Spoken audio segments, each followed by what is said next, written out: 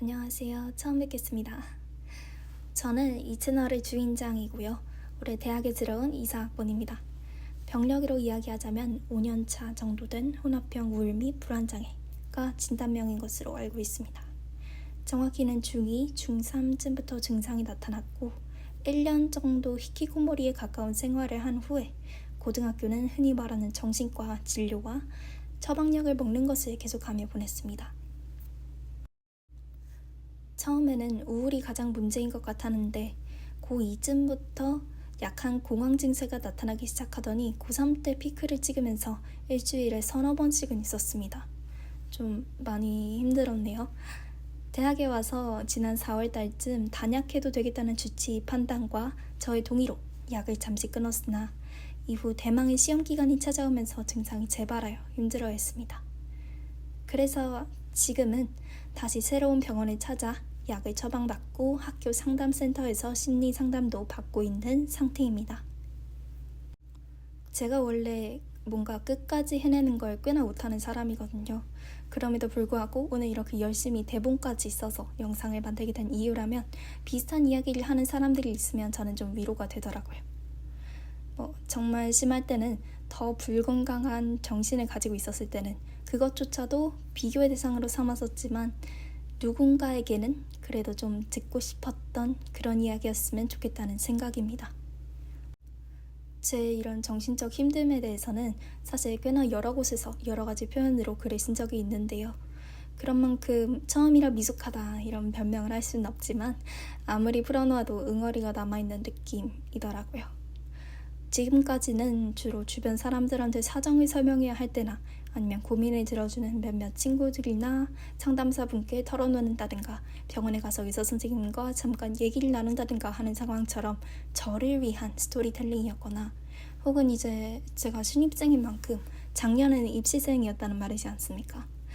다행히 한 번에 바라던 결과를 얻었지만 그 과정에서 힘들지 않았다면 참 그만한 거짓말도 없는 것 같아요.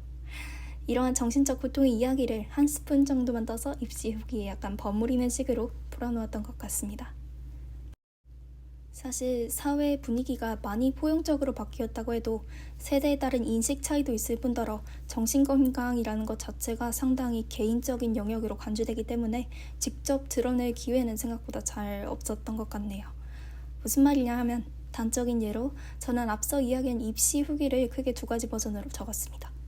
하나는 전형적인 과정과 노하우에 관한 것이었고 다른 하나는 그때 겪었던 마음의 힘듦과 입시를 어떻게 병행할 수 있었는지를 적었습니다.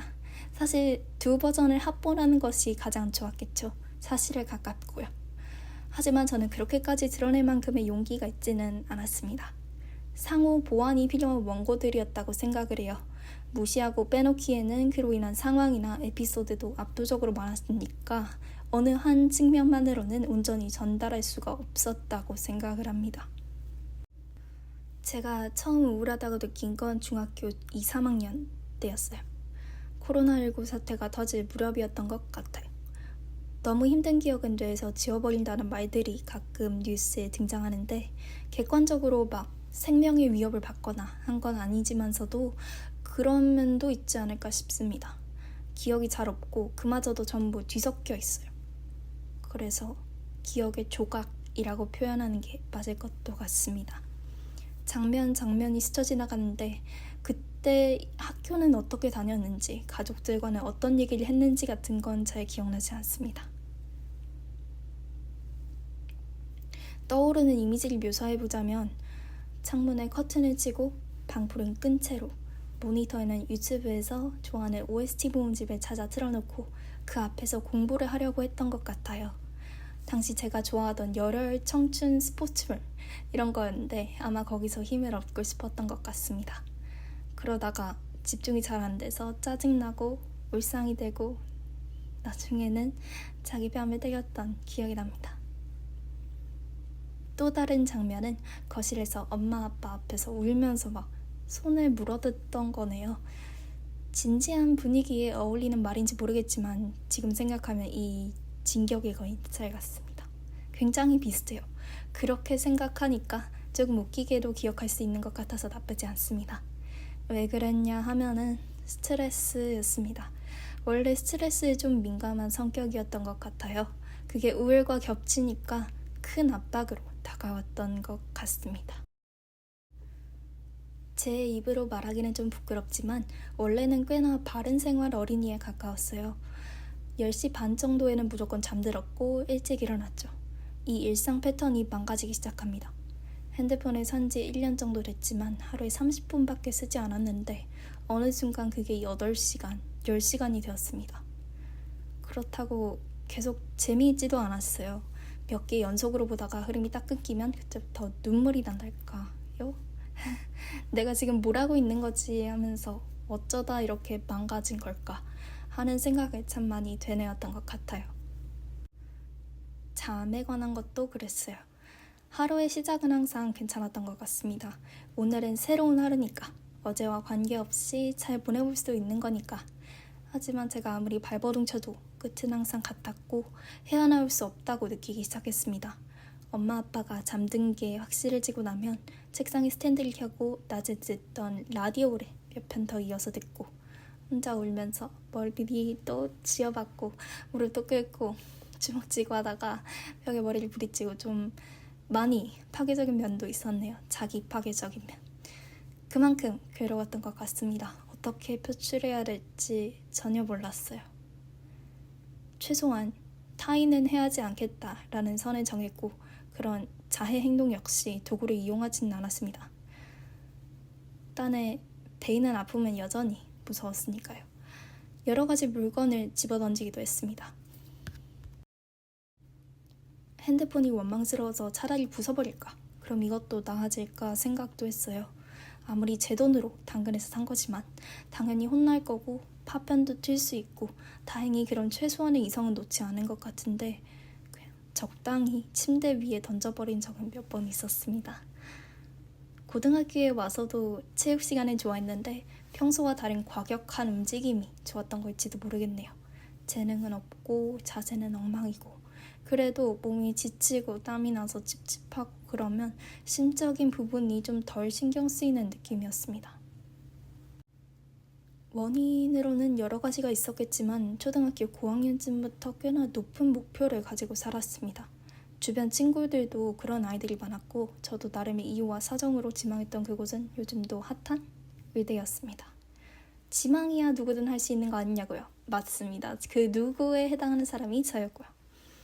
그리고 그 과정을 겪어보신 분이 곁에 계셨는데 아빠였어요. 아빠는 저를 조금 푸시하시기 시작합니다. 엄마 아빠는 내가 어느 대학 갔으면 좋겠어? 라는 질문에 대한 대답은 항상 그런 거 없다는 거였지만 속으로는 있는 거 아닌지 계속 의심했어요. 네가 조금 더 노력하면 더 잘할 수 있는 나이인데 그러지 못하는 게 아쉽고 네가 세운 목표를 이루기 위해선 더 해야 한다는 것이 뭐랄까 그들의 이유였습니다. 그때까지는 저도 따라갔어요. 애초에 말을 꺼낸 것도 저였고 실제로 한다면 할 생각이었으니까. 초4쯤부터 고1까지 후반에는 성적이 전혀 받쳐주지 못함에도 문이과 결정을 그 기로에 놓을 때까지 계속 마음 한켠에 품고 있었던 꿈이었어요. 오랫동안 생각했던 만큼 버리는 것도 힘들었습니다. 중학교 성적에 의미 없다라는 거는 고등학생들 사이에서 널리 알려진 격언이죠. 다 지나온 지금 그런 말이 나오는 이유라면 내신이나 모의고사에 비해 꽤나 쉽기 때문이라고 느낍니다. 그럼에도 불구하고 저는 중3 때부터 성적이 급격하게 떨어졌어요. 그렇게 어려운 시험이었는지 어쩌는지는 기억도 나지 않습니다. 시험 끝나고 처음 보는 점수에 눈이 동그래지고 책상에 엎드려서 울었던 정도밖에. 사실 그때부터 글렀다는 건 어렴풋이 짐작하고 있었던 건지도 모릅니다. 놓아주지 못한 것뿐이죠. 가장 힘들었을 때 그리고 고등학생 때는 저밖에 안 보였어요. 되돌아보면 정말로 그랬던 것 같아요. 차라리 없어지는 게 나을까 생각했을 때 엄마랑 아빠랑 할머니, 할아버지랑 그리고 동생이 슬퍼할 거야. 그러니까 살아야 돼. 이런 생각은 했었지만요. 그렇게 제가 지금까지 살아온 짧은 인생에서 가장 어두운 1년을 보내고 어느 날 식사 자리에서 정신과에 가보자 라는 말이 나왔어요. 저도 모르지는 않았습니다. 내가 우울증인가 하는 의심은 이미 수백 번 해본 상태였죠. 하지만 뭐랄까 흔히 가지는 그런 인식처럼 내가 이겨내면 된다고 생각했던 것 같아요. 그때는 이미 매일같이 자기 머리채를 잡고 웅크려서 흐느끼다가 새벽 3시에 자는 패턴이 일상화 되어 있었는데도 말이죠. 이때 쓴 일기가 아직 본가에 남아있어요. 주로 스스로를 타이르는 내용이었던 것 같습니다. 지금도 솔직히 아주 버리지는 못한 생각이고 어느 정도 사실이지만 저는 꽤나 운이 좋은 사람이라고 생각해요. 한 가지로 경제적인 면에서 크게 걱정하는 일은 없었거든요. 여행도 많이 다닌 편이고 어울리는 사람들도 다들 여유로웠어요. 모두가 그렇지 않다는 사실 정도야 어린 나이에 이미 어렴풋이 알았습니다. 행복할 만한 환경이고 행복해야만 하는 환경이라고 생각을 했어요. 사실 부모님께서 특히 아빠가 그런 부분에 조금 더 강조하시기도 했습니다. 저도 수긍하면서 어느 순간 그 개념이 머릿속 깊이 뿌리내렸던 모양입니다.